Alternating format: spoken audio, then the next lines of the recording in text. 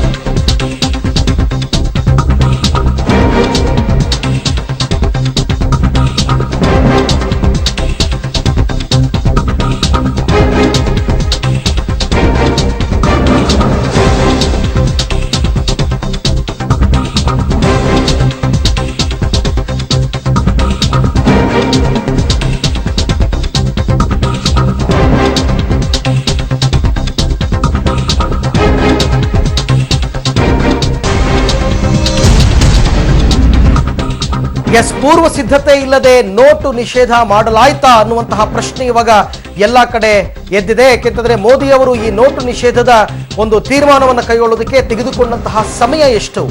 RBI ಅಂದ್ರೆ reserve bank of India ಕೇಂದ್ರ ಸರ್ಕಾರಕ್ಕೆ ಶಿಫಾರಸು ಮಾಡಿದ್ದು ಯಾವಾಗ ನೋಟು ನಿಷೇಧವನ್ನ ಮಾಡಿ ಅಂತ? ಯಾಕೆಂದ್ರೆ ನವೆಂಬರ್ 8ರಂದು ಸಾಯಂಕಾಲ 5:30ಕ್ಕೆ RBIನ ಮಂಡಳಿ ಸಭೆ ನಡೆಯುತ್ತೆ. 5:30ಕ್ಕೆ ಈ ಸಭೆ ಮುಕ್ತಾಯವಾಗುತ್ತೆ. 5:30ಕ್ಕೆ ಕೇಂದ್ರ ಸರ್ಕಾರಕ್ಕೆ RBI ಶಿಫಾರಸನ್ನು ಮಾಡುತ್ತೆ 500 ಮತ್ತು 1000 ರೂಪಾಯಿ ನೋಟನ್ನು ನಿಷೇಧ ಮಾಡಿ ಅಂತ. ಇದಾದ ಕೇವಲ 2.5 ಗಂಟೆ ಅಂದ್ರೆ ರಾತ್ರಿ 8 ಗಂಟೆಗೆ ಪ್ರಧಾನಿ ಮೋದಿ ರಾಷ್ಟ್ರವನ್ನು ಉದ್ದೇಶಿಸಿ ಭಾಷಣವನ್ನು ಮಾಡ್ತಾರೆ. ಈ ಭಾಷಣದಲ್ಲಿ ತಮ್ಮ ತೀರ್ಮಾನವನ್ನು ಹೇಳ್ತಾರೆ. ಇವತ್ತು ಮಧ್ಯರಾತ್ರಿಯಿಂದಲೇ 500 ಮತ್ತು 1000 ರೂಪಾಯಿ ಮುಖಬೆಲೆಯ ನೋಟು ಅಮಾನ್ಯವಾಗಿದೆ. ಅಂದ್ರೆ ಈ ಒಂದು ತೀರ್ಮಾನಕ್ಕೆ ಅವರು ತೆಗೆದುಕೊಂಡಂತಹ ಸಮಯ ಸಾಕಷ್ಟು ಕಡಿಮೆ, ಪೂರ್ವ ತಯಾರಿ ಇಲ್ಲದೆ ನೋಟು ನಿಷೇಧವನ್ನು ಮಾಡಲಾಗಿತ್ತು ಅನ್ನುವಂತಹ ವಿಚಾರ ಇವಾಗ ಬೆಳಕಿಗೆ ಬರ್ತಾ ಇದೆ. ಇಂಥ ಒಂದು ಮಹತ್ತರದ ನಿರ್ಧಾರವನ್ನು ಕೈಗೊಳ್ಳಬೇಕಾದ್ರೆ ಸಾಕಷ್ಟು ಪೂರ್ವ ತಯಾರಿಯನ್ನು ಮಾಡಿಕೊಂಡು ಸಾಕಷ್ಟು ಹೊಸ ನೋಟುಗಳನ್ನ ಪ್ರಿಂಟ್ ಮಾಡಿ ಅದನ್ನು ಗೋಡೌನ್ನಲ್ಲಿ ಇಟ್ಕೊಂಡು ಆ ನಂತರ ಘೋಷಣೆ ಮಾಡಬೇಕು. ಘೋಷಣೆಯಾದ ಬಳಿಕ ಸಾಕಷ್ಟು ಸಂಖ್ಯೆಯಲ್ಲಿ 2000 ಮತ್ತು 500 ರೂಪಾಯಿ ನೋಟುಗಳನ್ನು ಬ್ಯಾಂಕ್ಗಳಿಗೆ ಇವರು ಸರಬರಾಜು ಮಾಡಬೇಕಾಗಿತ್ತು. ಇದ್ಯಾವುದನ್ನೂ ಮಾಡದೆ ಕೇವಲ 2.5 ಗಂಟೆಯಲ್ಲೇ ಮೋದಿ ಅವರು ಇಂತಹ ನಿರ್ಧಾರಕ್ಕೆ ಬಂದಿದ್ದು ಸರಿಯಲ್ಲ ಅನ್ನುವಂತಹ ತೀರ್ಮಾನ. ನೋಟು ನಿಷೇಧದ ನಿರ್ಧಾರ ಸರಿ ಇದೆ, ಆದರೆ ಅದಕ್ಕೆ ತೆಗೆದುಕೊಂಡಂತಹ ಕಾಲಾವಕಾಶ ತುಂಬಾ ಕಡಿಮೆ ಆಯಿತು, ಪೂರ್ವ ತಯಾರಿ ಇರಲಿಲ್ಲ ಅನ್ನುವಂತಹ ಒಂದು ಮಾತುಕತೆಗಳು ಈಗ ಜನಸಾಮಾನ್ಯರಲ್ಲಿ ಕೇಳಿ ಬರ್ತಾ ಇದೆ. 500 ಮತ್ತು 1000 ರೂಪಾಯಿ ನಿಷೇಧಿಸಿ ಕಪ್ಪು ಹಣ, ಭ್ರಷ್ಟಾಚಾರ, ಭಯೋತ್ಪಾದನೆಗೆ ಕಡಿವಾಣ ಹಾಕ್ತೇನೆ, ದೇಶದಲ್ಲಿ ಅಚ್ಚೆ ದಿನ ಬರುತ್ತೆ, ಅದಕ್ಕಾಗಿ 50 ದಿನ ಕಡಿಮೆ ಟೈಮನ್ನು ಕೊಡಿ ಅಂತ ಕೇಳಿದ ಪ್ರಧಾನಿಯವರಿಗೆ ಈಗ ಉಳಿದಿರುವುದು 48 ಗಂಟೆ. ಅಣ್ಣಾ ಡಿಎಂಕೆ ಪಕ್ಷದ ಚುಕ್ಕಾಣಿ ಹಿಡಿಯೋದಕ್ಕೆ ಶಶಿಕಲಾ ಕಸರತ್ತು ಮುಂದುವರೆಸಿದ್ದಾರೆ.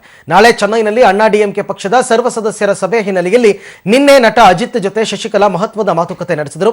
ಪಕ್ಷದ ಜನರಲ್ ಸೆಕ್ರೆಟರಿಯಾಗಿ ಆಯ್ಕೆಯಾಗೋದಕ್ಕೆ ಶಶಿಕಲಾ ಅಜಿತ್ ಅವರ ಬೆಂಬಲ ಕೋರಿದ್ದಾರೆ ಎನ್ನಲಾಗ್ತಾ ಇದೆ.